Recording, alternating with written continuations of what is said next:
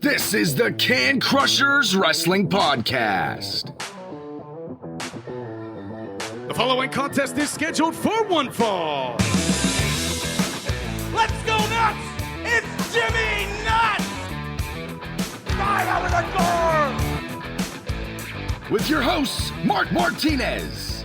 Because I'm the Mark and I'm awesome! The Guru. Today I'm going to break it down for all you simpleton sweat hogs listening out there in Can Crusher Nation. I don't mean to come out here week after week and toot my own horn, but toot. And the English Professor. It is I, the English professor from the County of Kings, speaking the English of the Queen. Hey, this is former WWE superstar Duke, the Dumpster Drosy, and you are listening to the Can Crushers Podcast. And welcome back to another Can Crusher Spotlight. I am your host, Mark Martinez. Joining me this week in studio is the glorious one, Chad, the Guru Piranha. Chad, how are you doing? I'm doing great. I'm looking forward to this gentleman we're having on here. This star, this icon. Legend. True legend. This is unbelievable. All props go out to you. Guys, you know by the thumbnail already, we'll be talking with the Russian Nightmare, Nikita Koloff. All props to you for making this happen. This is what we do, and, you know, he was one of the wrestlers that... last remaining ones that scared the hell out of us when he did things, whether it was his look, his glare, or his movements. And to sit down and talk to the guy now, I'm still, at 48 years old, I'm still like... The sickle is enough. Yeah. We ran into Nikita down in the Return of the Crockett Cup 2 years ago, and we've been touching back and forth, and... You know, we finally got the letter out and everything, and then you via Twitter and everything to make this happen, and I'm just excited. There's so much I want to know, from little things to how he feels about being on Retromania, the video game that comes out at the end of the month, to, of course, all the Magnum stuff and anything in between. Yeah, I think this is going to be a revealing interview. Outside of normal things everybody else would ask him, we're going to get to the things that some people don't know. You know, you can ask him about General Magnum or General Dusty things and stuff like that, but we're going to know a little bit more in-depth. In-depth. That's what we do here on Can Crushers. But before we call Nikita, we have to take care of one thing. We have to tell you about Collar and Elbow. Great sponsor here of the show, as they have hats, hoodies, tees, all great wrestling apparel, and it's just wonderful. You have one of your shirts on, I have my hoodie on, we're ready to go. We have a promo code if you go to Can Crushers. If you go to collarandelbow.com, what's our promo code? Can Crushers, capital C and Can, capital C and Crushers. You'll save 10%. Here comes Al Snow to tell you about the glorious stuff that you can buy from Collar and Elbow. And when we return, we'll have the Russian Nightmare, Nikita Koloff, on the line. I wish I could do a Russian accent. I'm bad. No, I'm not attempting. Wrestling. A love and a passion we all share. I've started a wrestling brand. The wrestling brand. A brand founded on the aspects of wrestling. Two entities working together to create a product that connect emotionally for people everywhere. Collar and Elbow is the brand. Passion and love for wrestling is the drive. I am Al Snow, and this is Collar and Elbow, the wrestling brand.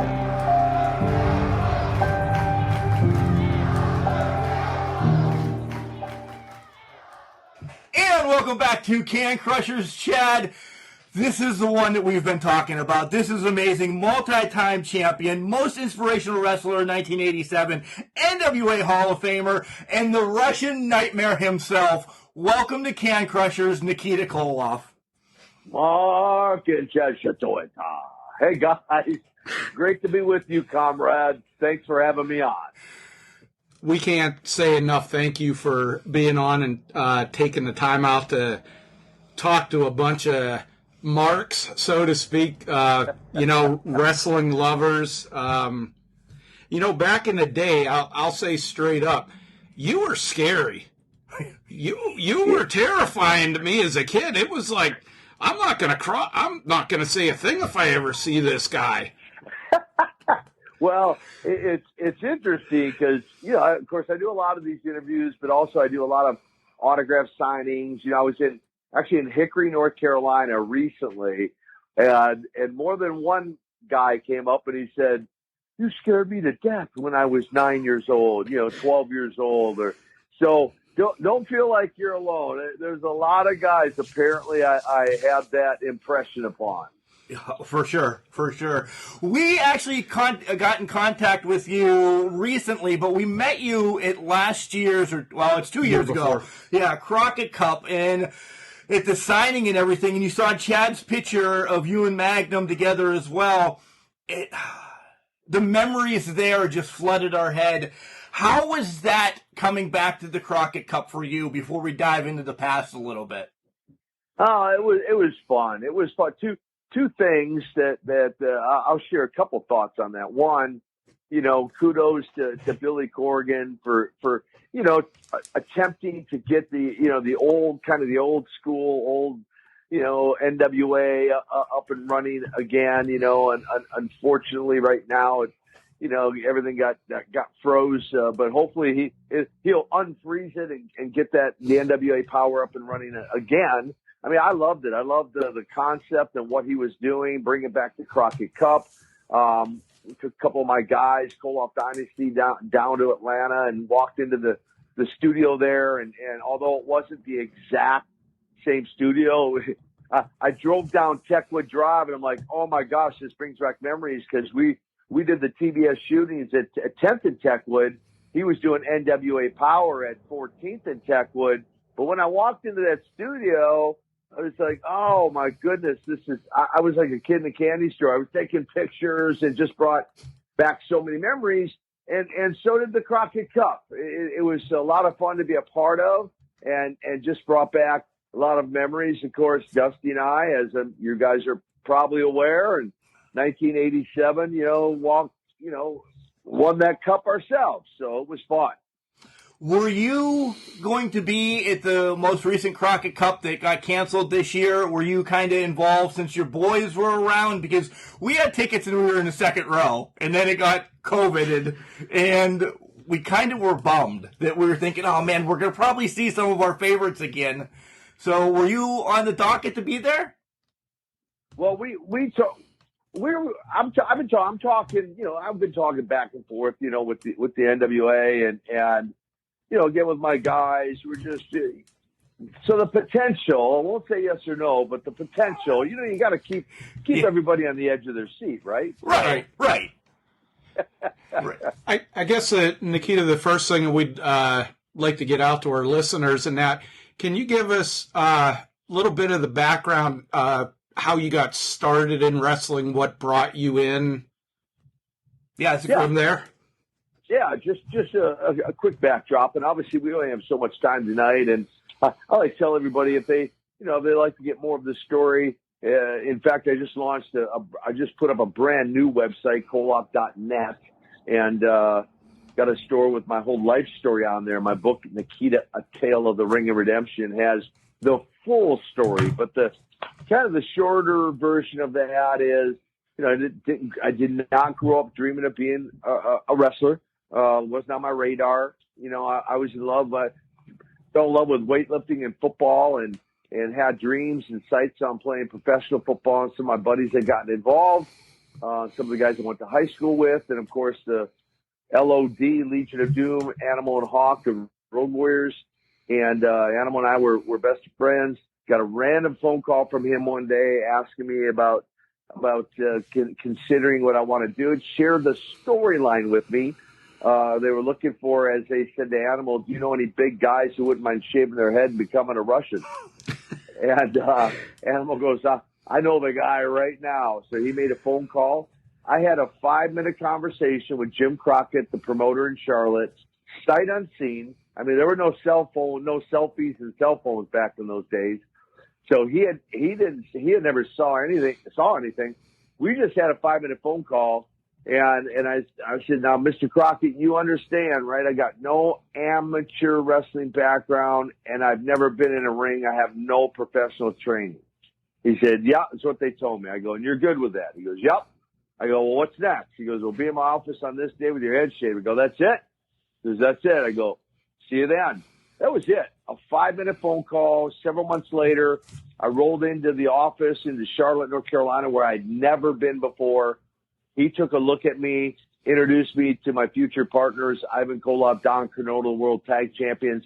Nikita Koloff is born in the hallways of North Carolina, June 1984. Now, you spoke of your love for football when you were in high school and that. The rumor had it that you were a pretty aggressive player. You were wanted to do your absolute best, and that reflected in some injuries that you had.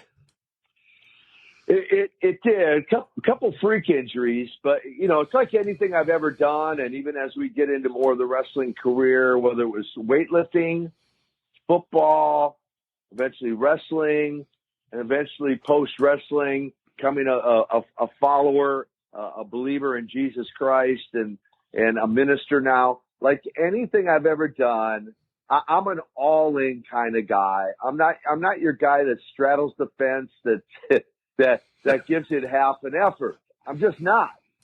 And so in the football days, this was actually in college, my freshman year. Well, let me back up too, because I always believed you played like you practiced. So I'm that guy that's going to give you 100% on the practice field too, not just in the game.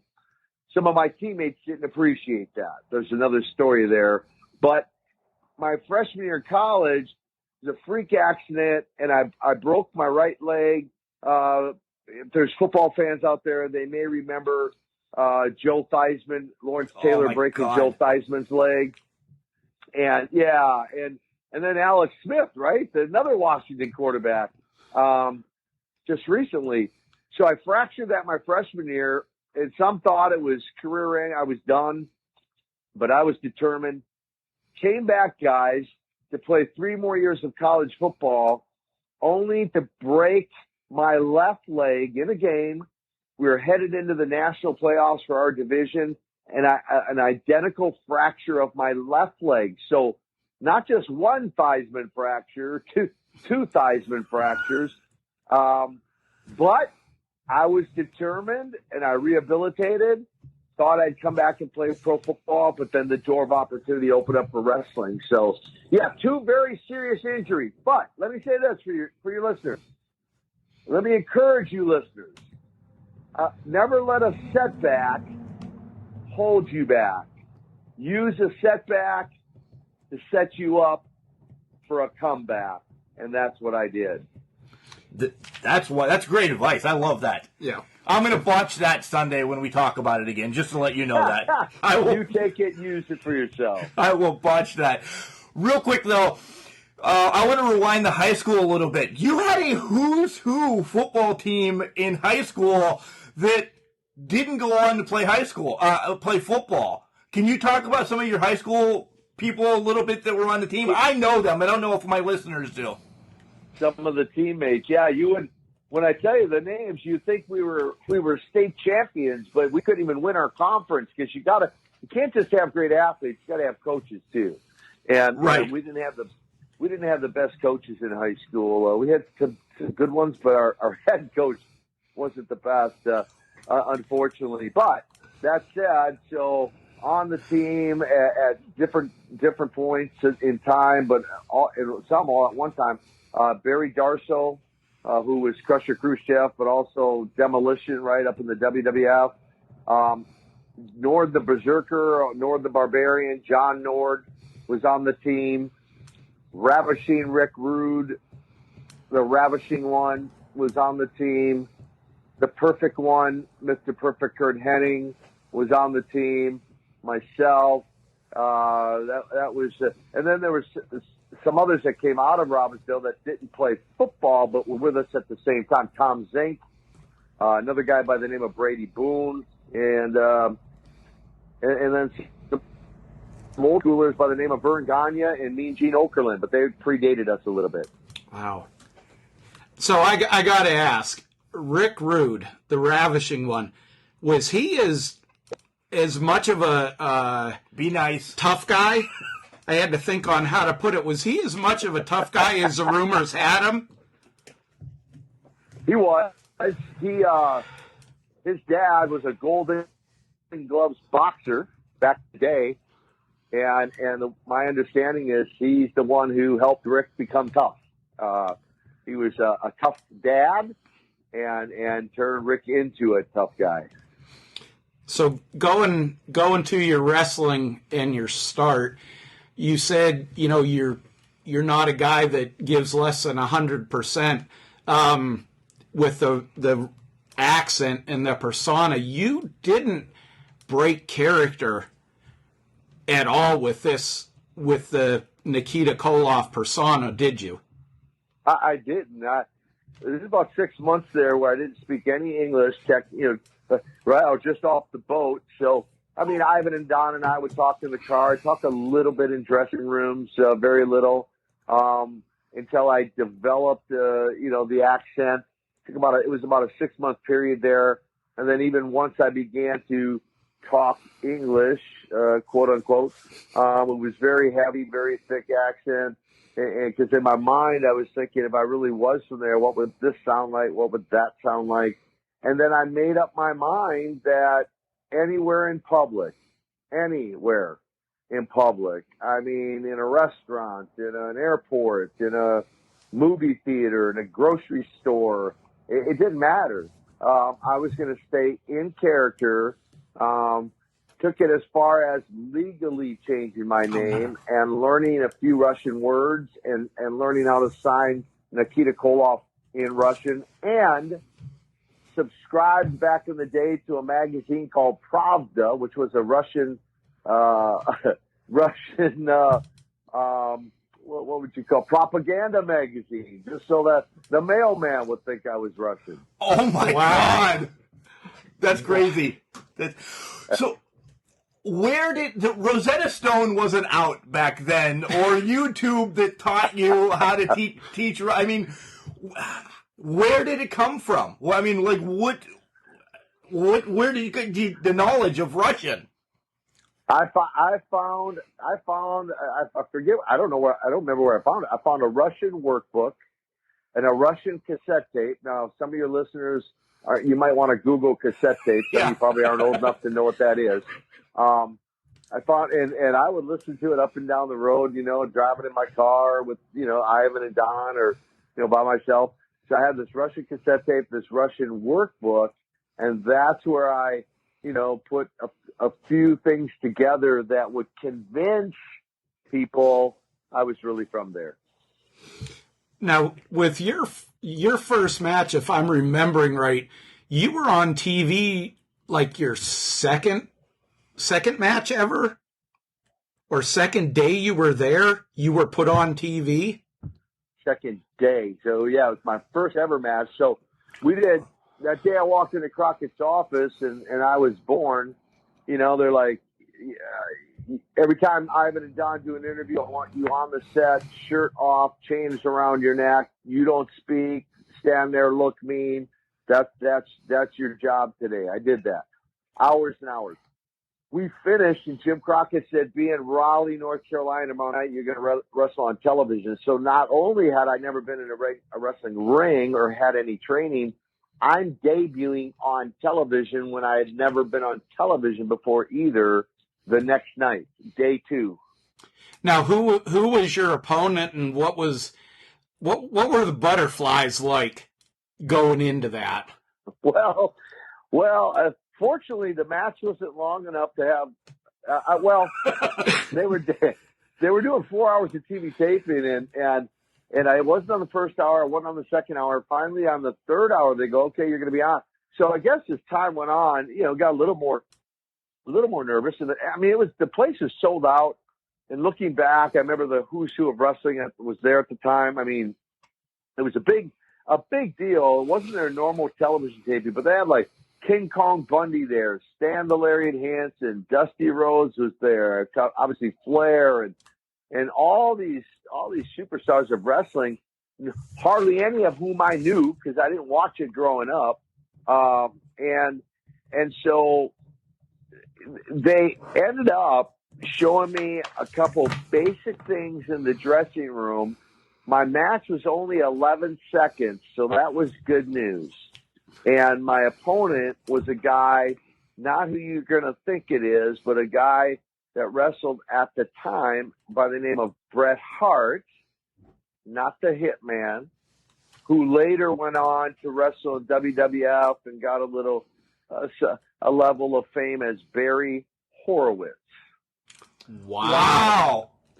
That was my very first opponent. We've had Barry Horowitz on the show, and I would have asked him about that, and I did not know that. We can call Barry back up now and make fun of him. There you go. Well, I ran into him, I don't know, a few years ago. I hadn't seen him for like 25 years, and I ran into him at an autograph signing just a few years back, and I asked him, I go, Barry, I got a question for you. I go, curiosity, did they happen to tell you that night you stepped in the ring with me that on my debut that I had never been in a ring before? And he was like, no, they left that small piece of information out. And I said, well, fortunately for you, it was a short match, so I didn't kill you. Was it true that Jimmy Crockett told you, or Ivan or Don Coronado, or all three of you, that as long as you could get through the ropes without tripping, you were okay, but if you did, you were done? Yeah, I told Ivan that. I think he started the fact we were supposed to get there early, and we got there late. And it wasn't my fault because he wanted to get there early, at least get me in the ring. But and I think he started having second thoughts. But to Ivan's credit, I think Ivan talked him into still letting me do it. Ivan believed in me, even though he just met me. Ivan had a lot of belief in me, and so yeah, Ivan told me that. So when you say asking about being nervous, my whole focus going to the ring was don't trip on the ropes, don't trip on the ropes, don't trip on the ropes. What almost makes it worse because you almost tripped. No, not you didn't, but you would think I'm going to trip on the ropes. Well, and for those who've never been in a wrestling ring, just so your listeners understand, you might think, well, how hard can that be? But I'll tell you right now, if you've never climbed into a ring, it's harder than you think if you've never done it. It's a workout. You've spoke. Well, yeah. I'm sorry. Go ahead. No, I was just going to say, yeah. I mean, not even so much of a workout, just as much as just knowing what you're doing, climbing through the ropes. It sounds pretty basic, but yeah. Anyway, a couple of years ago, where I was stationed in the military, they had Ivan there for an autograph signing, and I was a huge fan, and went up and I sat and talked to him. He took the time for like 25 minutes to sit there and talk to me, and he talked about you so much and how much he enjoyed the time working with you and how much fun it was with you. You two were obviously close. How did you feel when you found out that he had passed away? It's a great question, and thank you for serving our great nation, by the way. Oh, thank you. Appreciate that. Yeah, we did become close. I mean, of course, first couple of years traveling virtually every day together. I tell people he was, it's because someone said, "Was you really your uncle?" And I'm like, "Well, on TV land he was, but he was as much an uncle to me as any uncle I had." And then post wrestling, we stayed in touch and contact with each other, and then I was instrumental in, after I'd given my life to the Lord, I had invited him in 1995 to a revival. He came. I didn't know he was there till he was standing at the altar. The cool part about that story is, it was life-changing for him by his own testimony. It's no secret. He was addicted to drugs and a heavy drinker, addicted to alcohol and all kinds of things. And that night at the altar, his life was transformed. All of that went away, and he never did any of that ever again. So, I mean, when I say it was a life-changing encounter at the altar that night, it was. And then we did some ministry together. We, quote, tag team together, doing some ministry together and just continue to build that relationship. And then I was honored by his wife, Renee, that when he passed, certainly I knew he was struggling. We had seen each other the last few years of his life. And I knew, from all those years in the ring, he was a physical wreck. And I knew even internally, there from some of the prior abuses years earlier, his liver and different things were starting to fail. And so I knew, I sensed the end was near. And then I was honored to speak at his graveside. I was the one keynote speaker that Renee invited to a small gathering at his graveside. So very, very fond memories of Uncle Lila. That's awesome. That's awesome. That are you still close with family and everybody? With his... with Renee. Yeah. Yeah, we said, in fact, we just saw each other. I was doing my guys made a wrestling appearance. Actually, Koloff Dynasty wrestled the Rock and Roll Express. You want to believe that or not? Down in Georgia just several weeks ago, and they invited Renee down to honor her and honor Ivan, and so it was great to see her again. And so we do stay in touch from time to time. Now, I heard about that match, and I hear you kind of went back to your evil ways in that match a little bit. Well, we're setting you up. We're setting you up. Come on. Come on. It's the Rock and Roll Express. I still, they took the belts from us. There's still a little angst there, I remember seeing your interview after Ricky and Robert beat Ivan and Khrushchev for the NWA tag belt. And I remember your interview, and my memory's faded, but the funniest thing that I took out of that is these puny Americans beat Uncle Ivan and my brother. There must be something wrong. And I still laugh at that to this day. Yeah, it was a conspiracy. Just saying.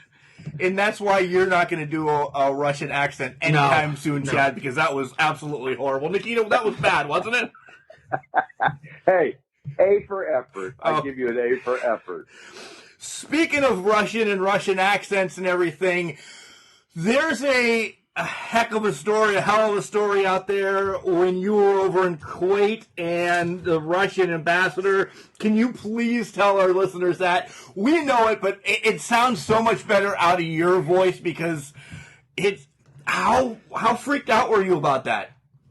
Yeah, it was pretty, looking back, I wish I'd maybe handled it a little bit different, but, it was interesting because word got back here that this Russian ambassador in Kuwait was wondering who this big Russian was on these posters all over the country. And, the hammer and sickle on my tights and the CCCP headband. And so the promoter had to let him in on the secret, so to speak, and go, no, he's not really Russian. That's a character. And of course, he made that promoter black out. He didn't want Russia. He didn't want the hammer and sickle and the CCCP. So he made him black out every poster and advertising and everything, and a lot of extra work. But that's just when I first got over, because what he wanted to know was, hey, if he's really from Russia, we want him staying at the Russian embassy here. Oh my God. I'm like, well, that ain't happening. I may never get out of there if I get in there, you know? Right. And then, you know, if he's not Russian, you know, what's he doing? You know, because this Cold War era, what's this, you know, guy doing as an imposter, you know, so to speak, you know? And anyway, so all that said, come to find out, you know, and even when I got over there, I'm like, man, how going to go down? Well, the first night I'm in the locker room and they go, hey, just want you to know the ambassador and his wife are out in the stands, and, you know, apparently maybe like a little entourage or something. I'm like, oh my gosh. Okay. Well, tell me he doesn't need to come down, you know, not really from Russia. But, the cool part is I went out to the ring first and they cheered me. Now back here in the States, I'm the number one most hated guy in wrestling at the time, right? Yeah, you were. Yeah, over there they're cheering me, and I'm like, oh my gosh, I don't have a clue how to be a good guy at all. Fortunately, I was wrestling a guy named Sergeant Slaughter, who was instrumental in the idea of a nephew for Ivan. He gets in the ring, well, he comes out and they boo him. I'm like, oh my gosh, all right. And I go, Sarge, I don't have a clue how to be a good guy. You just follow my lead, kid. I'm like, okay. So he just led the whole match, and I got my hand raised in victory, and apparently the Russian ambassador went home happy. There you go. So speaking of Russian ambassador and fan reactions, this is kind of a two-part question. How about some stories of fan involvement in your matches? And then how about talk about your Rocky IV? You were one of the three to play the mean Russian, the Russian Against boxer. Sylvester Stallone, yeah. Yeah. So first part, the very first time, because again, Cold War, and I was hated, like for real, like people really hated me, like they loved to hate me. Now there's some who loved to love me back then, but many of them hated me. And the very first time a fan came over the barricade and actually got in the ring and got his hands on me before I really realized it was the Great American Bash 1985 against the Nature Boy Ric Flair. And your listeners can go pull it up on YouTube. You'll see the guy come in, and the cops will roll in. They're like, it took them a minute to figure out, I don't think this guy's part of the show. And then the match continues. That was the first of 6 different times that fans came after me, that I'm aware of. And then, there were a couple death threats to the office, if the Koloff show up in Charleston, South Carolina tonight, we're going to kill him, So there's some real threats there. But, in my mind, I'm 10 foot tall and bulletproof. So, I'm not worried, right?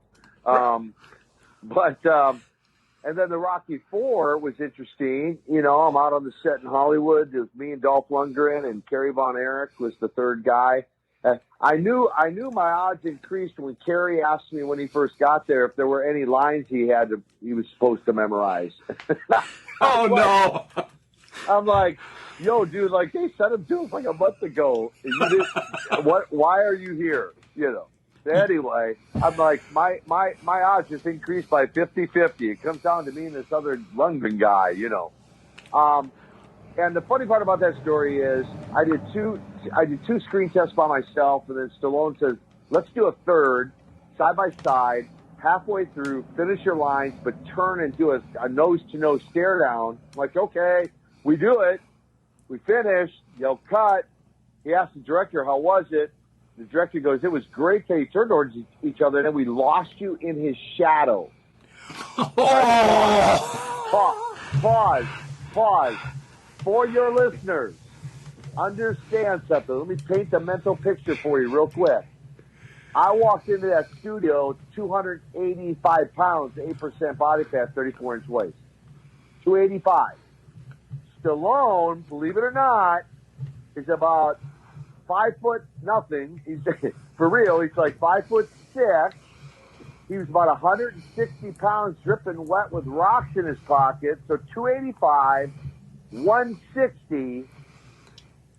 My shadow I cast his shadow. They lost him on the movie screen. Okay, so I'm like, two things real quick. I thought to myself, not good for his ego, not good for my opportunity.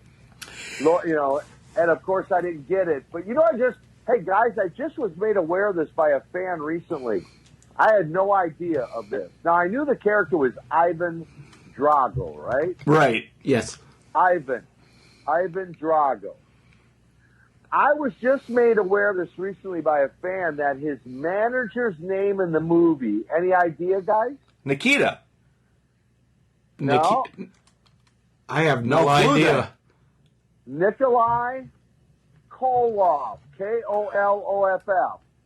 No way. And I was like, are you kidding me? Because the fan was like, I hope you got the royalties off that. I'm like, yeah, whatever. So, Ivan Drago, Nikolai Koloff. I'm like, are you guys kidding me? You couldn't even put me in for a cameo if you're going to use our names, or you know, come on, guys. Like, anyway, no hard feeling, but I just thought, I'm like, oh my gosh, I never even made that connection. You know, seeing the movie. Now I'm gonna. That's the Rocky IV story. Now I'm gonna have to go watch it. Yep. Tonight we're watching it. That's it. We'll get you some royalties. We'll put out there, hey, you got to send him some royalties. Yeah, for real, right? Come on, guys. You didn't just come up with a Koloff name, like pull it out of a hat. Come on. Yeah. So to get to the meat of this, Nikita, do you think your biggest time was in the ring was working with Magnum TA? You knew we were going to shift to there because Magnum. My mother wasn't a huge wrestling fan. She hated you because she was in love with Magnum TA, and you were hurting her pretty boy. So, was that your moment in the sun? That series of 7? By far the most talked about of my career, the best of 7 for the U.S. heavyweight title, and the Russian walking away with the belt. Most talked about. For sure. I don't know how to say it was the height of my career, only because, you know, I already mentioned the Great American Bash 1985. Right. I'm only 13 months in the business. I'm the World Tag Champion, the World Six-Man Champion, and now I'm wrestling the World Heavyweight Champion for his belt, only 13 months in the business. And then, of course, we went on to have I feel a lot of really great matches against Flair, and of course the chain matches against the Road Warriors, the world, eventually partnering the Superpowers and Road Warriors against the Four Horsemen, the War Games. I was involved in some pretty cool stuff in that era. Yeah, yes, that's our childhood. That's our childhood. We'd love to hate you. We did. Did you ever get backstage flack, or as you guys would call it, heat, for being skyrocketed so fast? Well, you know, back in those days, it was a very competitive. I don't know how it is now, but back then it was very competitive, and you know, because there were no contracts, or guys are competing for positions, you know, on the card based on your performance, and so I'm certain there were some guys who might not have been so fond of my acceleration to main event. In fact, I feel I could say that with confidence, because Ivan would reinforce numerous times to me that even though I didn't pay my dues, you know, in a training school or a small territory to cut my teeth, you know, I obviously paid my dues in other ways, in the weight room and training and eating well and all of that. And fortunately, you know, him and Don provided on-the-job training those first 2-3 months, because once I debuted on television that night in the Dorton Arena, we get to town every night 2-3 hours early. They'd bump and thump all over the ring before the match. I'd watch their World Tag match. Ivan would watch my singles or handicap match, and then on the way home, we would talk about the old school psychology of wrestling. And so I adapted rather quickly, and I suppose because of my athletic abilities, that was a part of it. But yeah, there was an element of that going on. Despite Magnum, maybe not despite is the right word I'm looking for, but because of Magnum's accident, could there have been, because everybody's heard Magnum was being groomed, if you say it the right way, to take the title off of Flair or anything like that. Yep. Was there another best of 7 possibly to come for the heavyweight championship? I mean, you guys I'll bring down the wall for a minute. We have the picture of you and Magnum together. You guys are legit friends. But was there more to come with that storyline? Because it never really ended. My guess is, this is kind of one of those what ifs, right? It's like, right. What if Nikita wrestled Hulk Hogan at WrestleMania? What would have happened? Who knows? That's another what if, right? Because that floated around for quite a while too, in the magazines and everything else. Fans, what if Magnum hadn't had that accident? My best guess is you may have never seen Nikita Koloff as a babyface at all. My best guess is I would have remained heel probably the majority or the entirety of my career. And Magnum and I, because of the chemistry we had against each other and the history and how well the story was told on the U.S. title, that he and I would have went back and forth for years for that world belt, flag versus flag, cage match, chain match, bull rope match, all kinds of matches. Okay. Along the lines with Magnum and the unfortunate accident and how it kind of changed everything, take us from when you found out about Magnum's accident to how it was going to change things for you to your actual on-screen turn, so to speak. Yeah. I just come back from a tour in Japan, so I didn't even know about his accident. I was in Philadelphia, and Jim Crockett and Dusty pulled me into a room privately, the two of them. They said, we got to share something with you. And told me about it. They kind of knew that, I didn't know. Again, no cell phones and all that stuff back in those days. So, they didn't Western Union wire, telegram anything. So we're in there. And at first it took them a few minutes to convince me, because wrestling's a work, right? I'm like, yeah, whatever. They're like, no, really, he had a car wreck. I'm like, yeah. They're building another angle here, right? And they're like, they finally convinced me it was for real. Like he's in the hospital in Charlotte with a broken neck, might be quadriplegic the rest of his life. Once that settled in, I'm like, okay. And then they said we got something else to, but that obviously leaves a void. He and Dusty were scheduled to wrestle a couple of the Four Horsemen in a few weeks in a cage in Charlotte, and they're like, Dusty needs a new partner. We're thinking you're the guy. And I'm like, for real? Like a Russian good guy? and they're like, yeah, we think it might work. And now I didn't know, again, I'm not even 3 years in the business at this point, so I'm still new. And I'm thinking Jim Crockett, who grew up in, 50 years of wrestling, Dusty Rhodes, legendary career in wrestling, have a little more experience than me. If they think it might work, why not? Now, I did find out just a few years ago, somebody asked Dusty, used to travel with Dusty, and asked him prior to his passing, hey, by the way, did you know that angle with Nikita turning Nikita would work? And Dusty said, no, it was a roll of the dice. We had no idea, but obviously, it did, and it did in a big, big way, right? So I remember watching that match it was on a show up here that we got at 11 o'clock. And I remember, Ole and JJ being in the cage and, Dusty and his mystery partner. And you have Dusty coming down and then you're trailing behind him. And I'm yelling to my mom. I'm like, that dang Russian's going to attack Dusty. What the? And she's like, she uttered some words that aren't very nice. And then when you paused at the ring, I was like, I'm getting closer to the door and away from my mom because I thought stuff was going to start flying.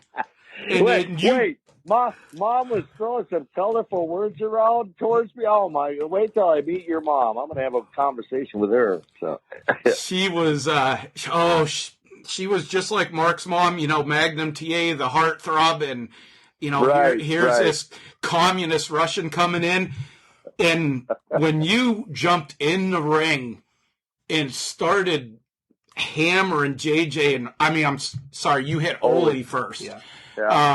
She was like, "What is going on?" And I was like, "You have as much clue as I do."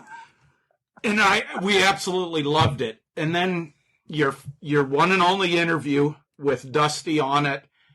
Yeah. And then something that I don't care. I'm 48 years old, a couple of months away from being 49. When I got to Pro Wrestling Illustrated, talk about that cover. Yeah, the headshot. Yes, sir.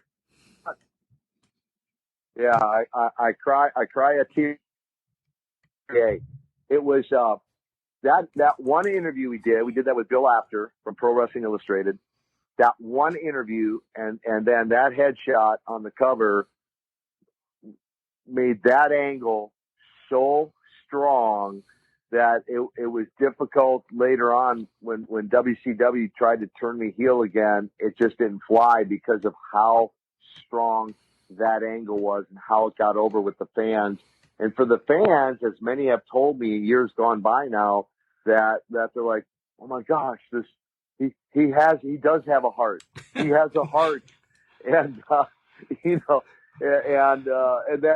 and then when we reunited at the Crockett Cup in Baltimore, when Magna made his first appearance back, Yep. I don't know that there was a dry eye in the building, including Dusty and I. For real, it was very, it was a very tearful moment that night when we the reunion in the Baltimore arena. So yeah, it made for some of the realism of that era that's long gone, right?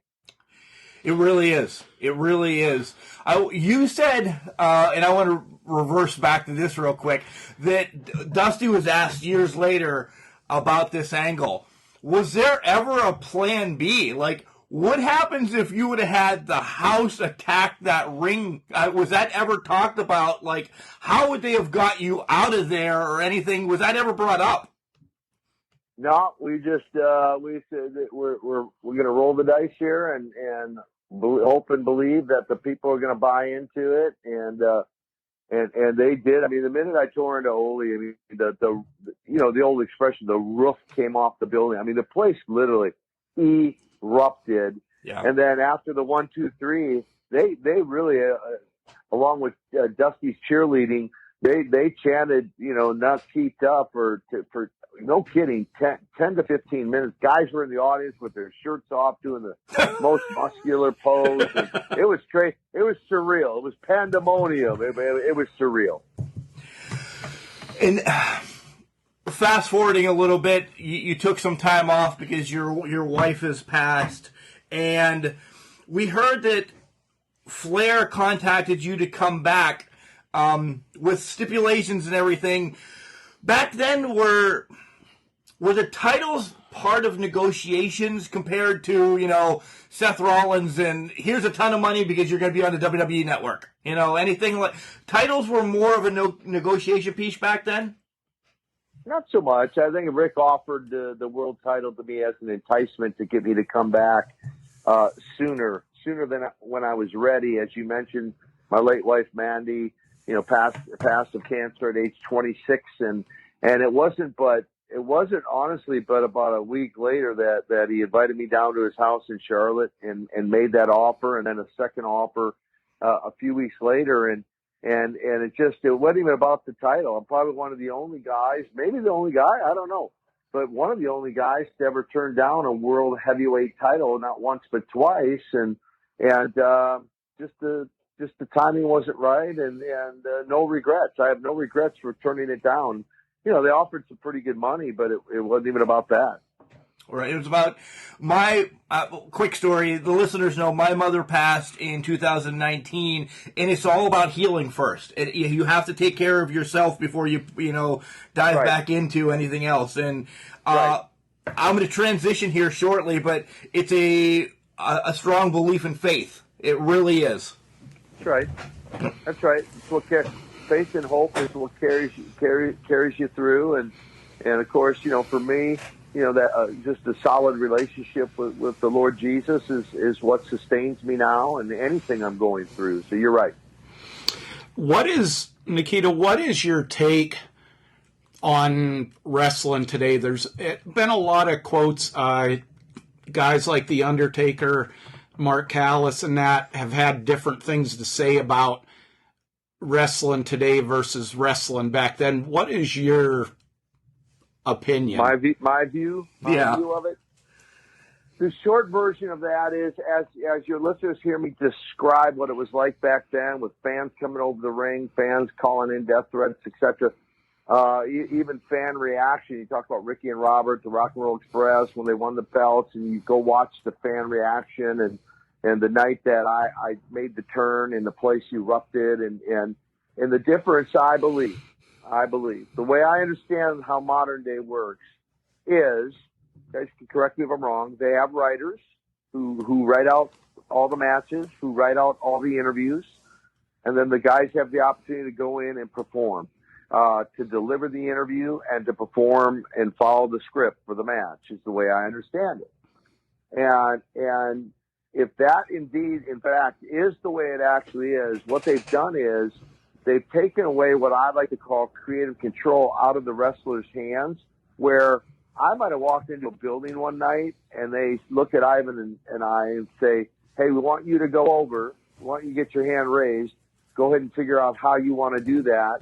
And so not only the match itself, from opening bell to the conclusion of the match, are we spontaneously delivering an improv story to the fan and the audience, and listening to the fan, drawing the fan in, and if the fan's not buying into what's happening, we had creative control to go in a different direction and change things up on the go, spontaneously in the ring.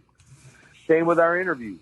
There was never one script ever handed to me. When I went down and did the NWA Power thing with Koloff Dynasty, Billy Corgan didn't say, here's your interview, here's your script. He said, hey, and he didn't even tell me how long to talk. He just said, hey, here's the time you're going on, go do what you do best. Right? So old school. So that's, I believe, the main difference in what you saw then versus what you see now is the creative control and the psychology. Remember me talking about psychology? Yes. There's no psychology there because the guys don't have the ability to develop a psychology for the business.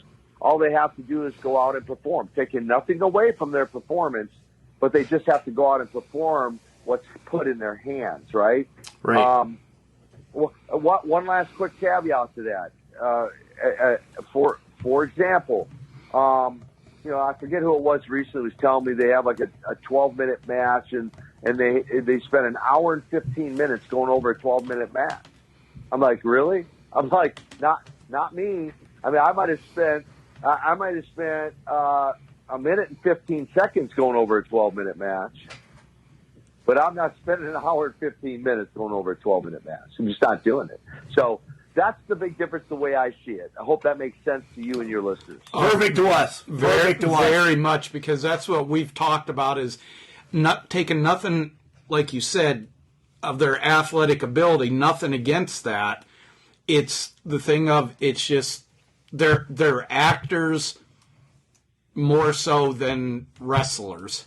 Well, and we were too. I mean, we were actors, we were stuntmen, we were psychologists, we were dancers, we were a composite of things back then, but we had creative control. Yep. We could dictate what we wanted to do in the ring, not be told what to do in the ring. We could dictate what we wanted to say in an interview, not be told what to say in an interview.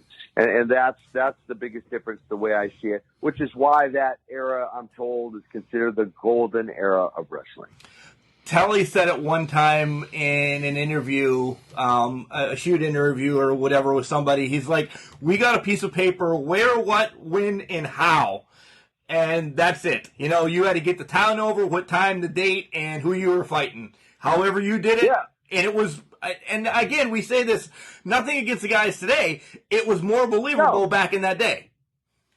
Right, and that was the goal. The goal was to make it believable.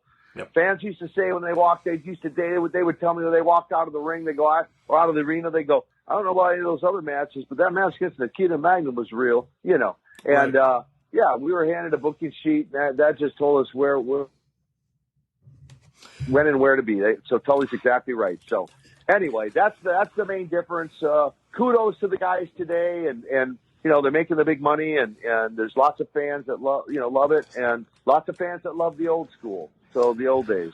One more thing, and then we really want to talk about your podcast, Man Camp, and everything.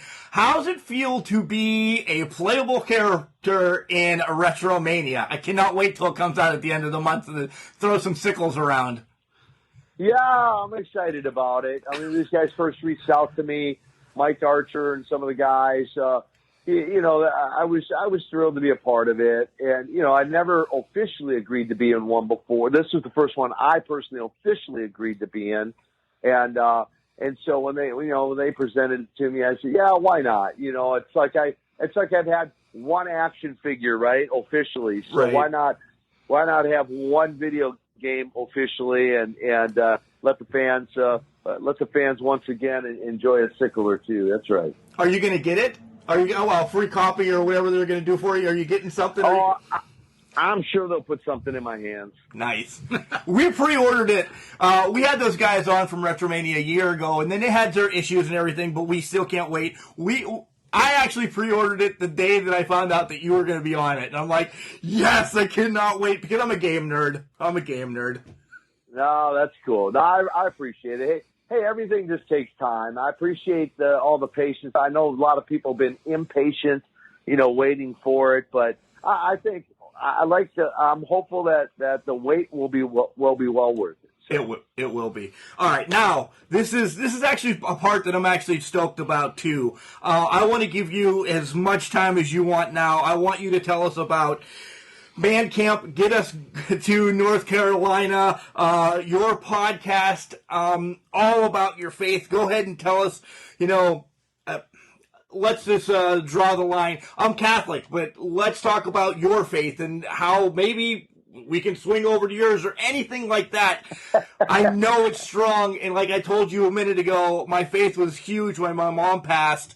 It carried me through a lot of stuff, along with these two other idiots that I have on the podcast with me. And I mean that nice, Chad. No, you don't. Well, I'm not going to hold it against you that you're Catholic. I've got a lot of really great Catholic friends, just for the record. Oh, so I won't hold that against you. I won't hold that against you. But that's a great lead in, and here's what I mean by that. You know, there's a lot of different what's called denominations out there, right? There's Catholicism, there's Lutherans, there's Presbyterians, there's the Church of God, the Assembly of God, there's Southern Baptists. So there's a lot of different denominations out there. And I like to say this for the record. I don't care what your label says. So I don't care if it says Catholic on your T-shirt or on your banner outside the building. I really honestly don't care. What I do care about is not what's outside, but what's inside.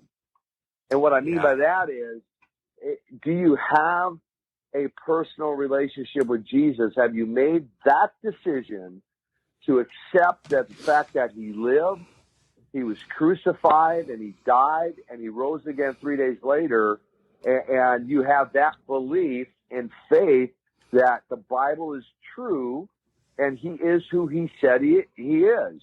And so, you know, if we're in agreement with that, I don't care what you call yourself whatever, you know, I mean, Protestant, whatever.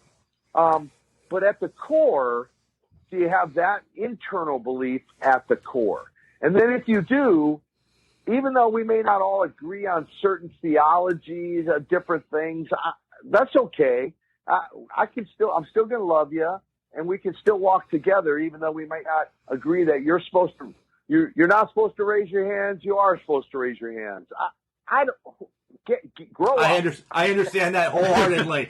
The Catholic thing is, God bless my grandmother too, because as soon as I say this, she's going to strike me down.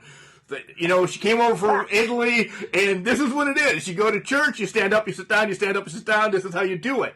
Right. New Age, as long as God's in your heart, is the number one thing. For me, yeah, and again, I understand tradition. I understand the Catholic tradition that you go to mass. Again, I got a good buddy. Actually, he's coming to man camp in April. Buddy of mine from Wisconsin. Good cat. Goes to mass every week, and I've actually been to his church a couple times with him when I visited him up in Green Bay, and I get it. Stand up, kneel, stand, whatever. Right. That's some of the tradition. That's fine. I have no problem with tradition. At the core, do you have a personal relationship with Jesus? Have you accepted him in your heart? For me, I didn't grow up in church. Now in Minnesota, where I grew up outside of Minneapolis in Moscow, Minnesota. Yeah. Ha ha ha. We get it. I got that one. We got it.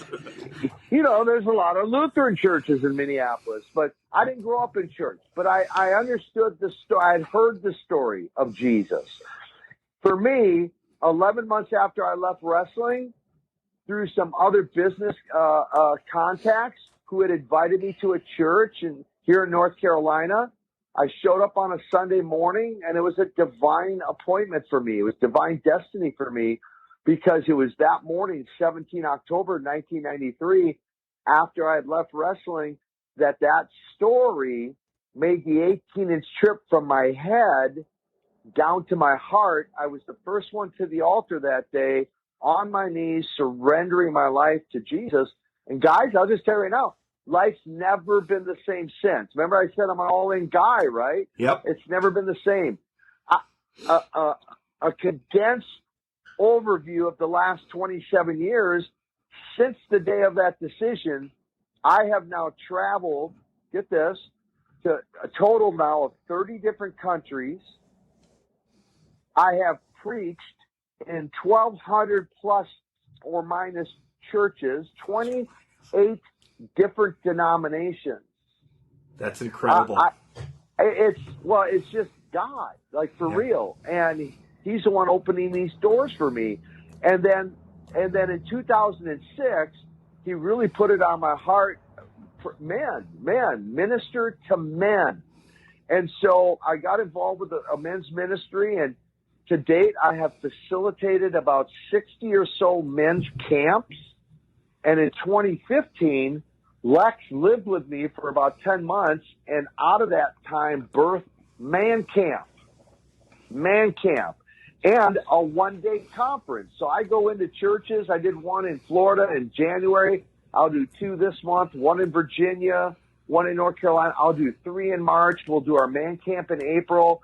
I do a one-day conference called Man Up, and then we do these camps. Him and I co-facilitate these camps down in northern Georgia, called Man Camp. Your listeners can go to if you're 18 years or older, or ladies, if you're listening, our goal is to send your man home to be better equipped to be a godly father, a godly husband, and just an overall godly man.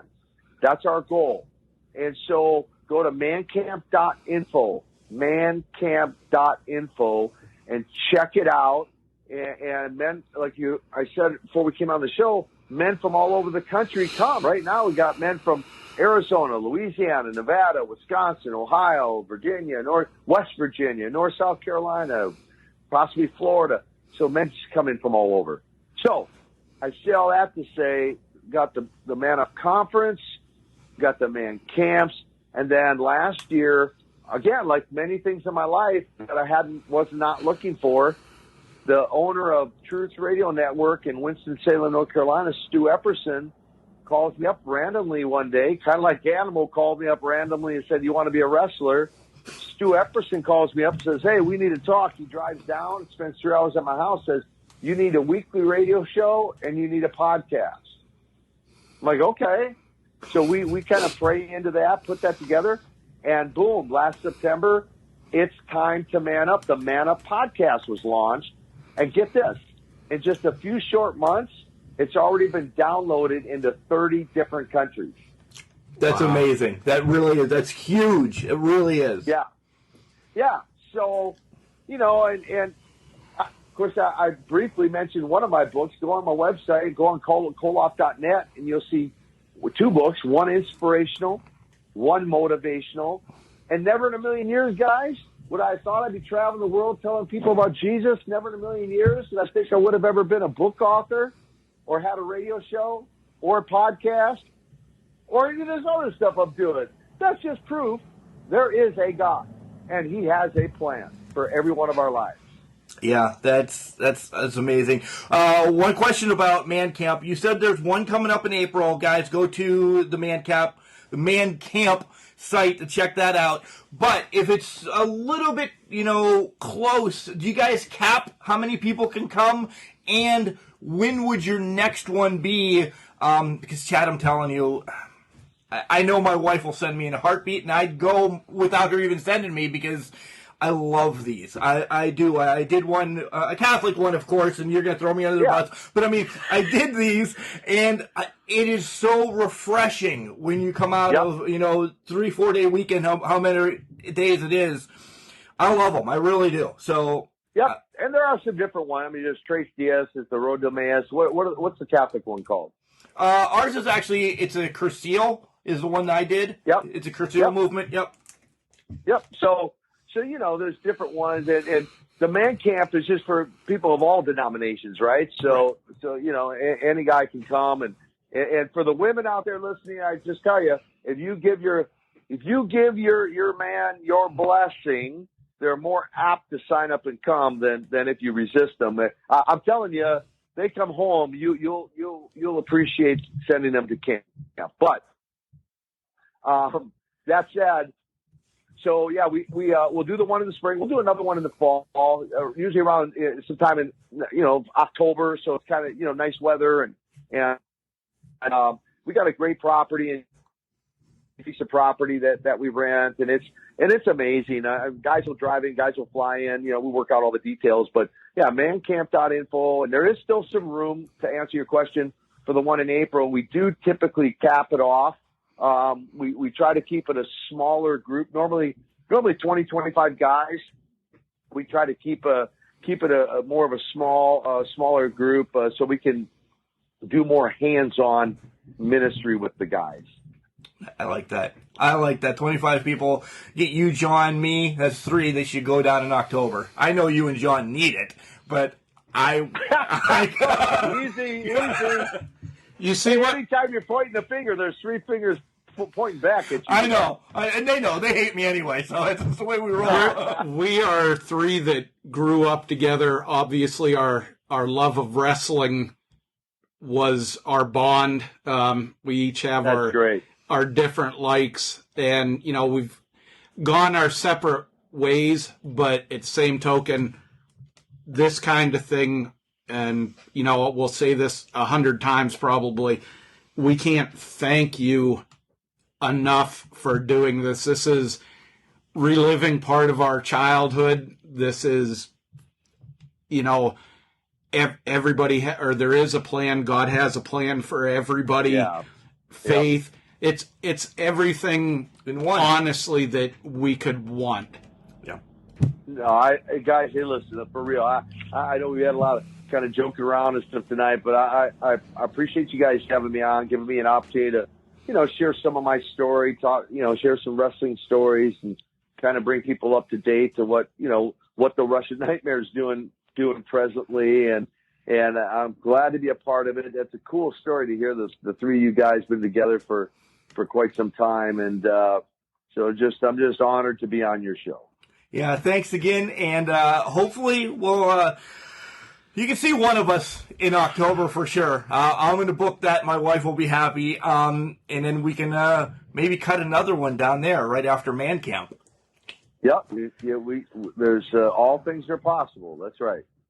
All right, Nikita, we'll let you go tonight. Thank you again for coming on the show and talking wrestling with me and Chad. Awesome. Thank you, guys. I appreciate it. the Chad and Mark show tonight. Thank you guys. Chad, what an amazing interview. What a walk down memory lane for us. We brought up both our mothers and how they hated Nikita. It was, I don't know how to put exactly what I'm feeling right now after talking to him about everything that we did. Wrestling, his faith, everything that he went through. If ever there's an inspiration, somebody to look up to when you're, things aren't going so good, he is somebody to, hey, look at everything he went through. Right. From the death of his first wife. He's a great man. The wrestling stories, Chad, were great. They were great in this interview. Like I said, talking about Magnum, hearing what Dusty said, that the whole Crockett Cup and the steel cage and him teaming together, was it going to work? And they really didn't have a plan B. And we've heard the stories about the Kuwait and everything. Chad, I know people are going to like, oh, Mark, shut up.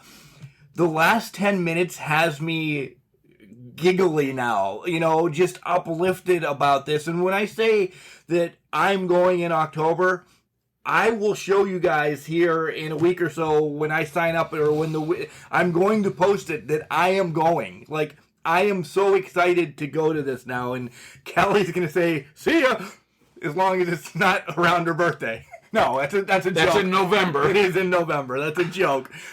She'll be excited that I want to do something like this. And then kind of bring some of it back and tell people about what I did and promote Man Camp up here some more.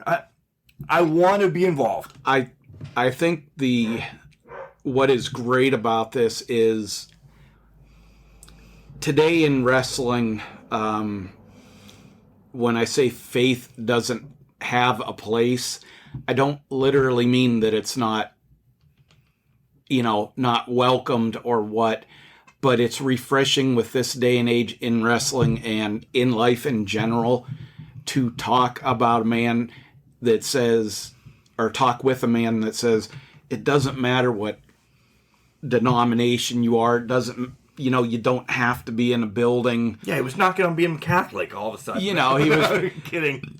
It's, you can be outside. It's your personal relationship with the Lord. And like I said, you can take it for the wrestling memories and laughs we got out of them, and everything like that. But like you said, the last 10 minutes, he's a man of faith. That's where life has taken him.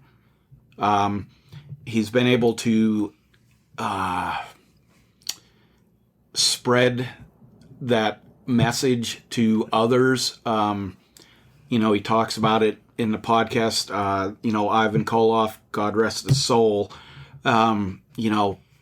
what he went through, how beat up, how emotionally drained and everything he was. And then Ivan, before he passed away, found the Lord, and how it changed him and Nikita and Tully Blanchard, right, doing a sermon. I'm like, Lex, yeah. I think back to clotheslines and chains and chairs, and here they're doing a tag team, if you will, on sermons. Just unbelievable. And there's so much about Nikita that we just touched on, and legit, I hope we have, the opportunity to call again and talk more about some road stories with him and Dusty or something like that. But we wanted to touch on a lot of the high stuff, and we dug into some things that aren't out there, and we were excited. Gotta listen. Yeah, listen to it to get those. Rewind it. Listen to it. This is well worth it. At the time that I've been with the podcast, year and a half or so now, this is the most fun part that we've done, because this is somebody, like I told him straight up at the beginning, you scared the hell out of me. Right?